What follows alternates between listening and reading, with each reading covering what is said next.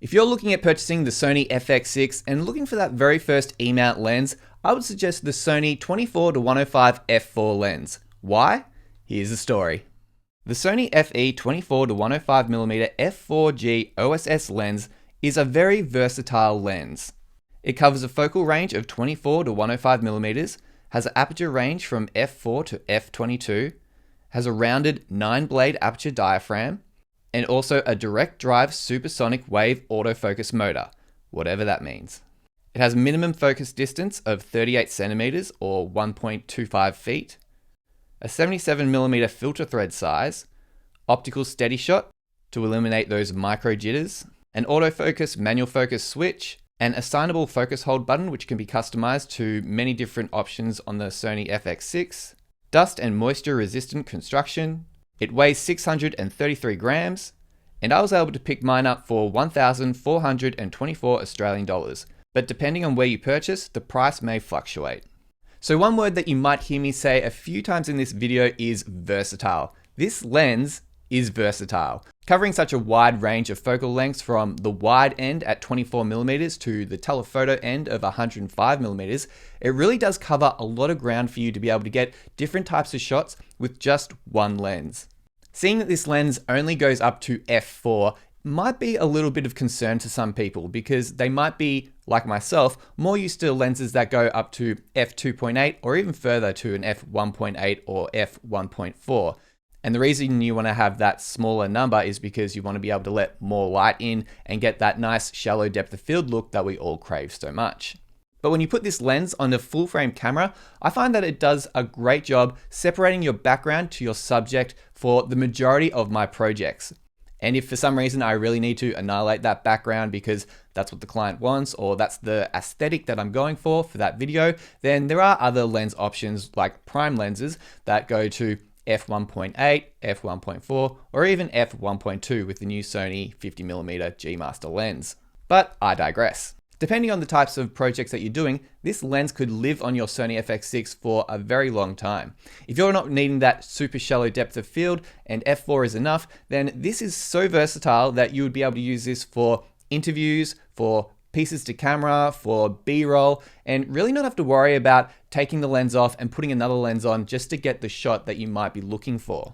So that's one thing that I really like about this lens, the versatility and the fact that you're able to get the majority of the shots that you might be wanting with this one lens. Not needing to take the lens off and then risk getting dust in your sensor. You're able to just put this lens on the camera and leave it on the camera for the majority of your shoot, depending on what you're filming. So if you are looking for that very first lens for your Sony FX6, there is one other lens option that I would suggest, and that would be the Sony 24mm to 70mm f2.8 G Master lens. There are some drawbacks though. The very first drawback is that it doesn't have as much reach as the Sony 24-105mm f4. Recently, I was on a shoot and I was filming for a high school in Melbourne, and we were filming lifestyle stuff for their social media. And I found that when I was using the Sony 24-70mm f2.8 G Master lens, a lot of the time I was thinking, oh, I wish there was a little bit of extra zoom on this lens to be able to get a tighter shot. Obviously, to get that tighter shot, I then needed to move the camera closer to my subject. And because the 24-70mm G Master lens doesn't have OSS or optical steady shot, a lot of the shots I was taking were on a tripod. So I'd have to physically move the camera with the tripod closer to the subject just to get that tighter shot, which I wouldn't really have needed to have done if I was using the 24-105mm lens. Yes, this is a small annoyance and you can say, well, stop being lazy, just get the shot. But these little things do add up and can be important to some people. So I just thought I'd mention it. So because the G Master lens doesn't have OSS, that's another thing to consider. You need to make sure that you've got some sort of camera support, or you're just happy with having little micro jitters or the shots being not as steady as they might be if the lens did have OSS. Different supports that you could use would obviously be a tripod or a cine saddle or a gimbal or even an easy rig. And the other reason why you might not get the G Master lens is because it is quite expensive. It's in Australia nearly $1,000 more than the 24-105 f4 lens. You could take that money and then invest it into other things like another Sony prime lens, like the 35mm f1.8 or the 85mm f1.8, or you might want to invest into extra media, so extra cards to be able to record the video that you're recording, or also purchase extra batteries or other accessories for your camera. So that is one thing to think about. If money isn't really a factor and you're happy to invest into your lenses, then the G Master might be a good fit for you. But just keep in mind, in my opinion, it's not as versatile as the 24 to 105mm lens. It doesn't have that extra reach and it doesn't have that optical steady shot, but it does have that extra stop of light. So if that's important to you, then that is something to definitely consider.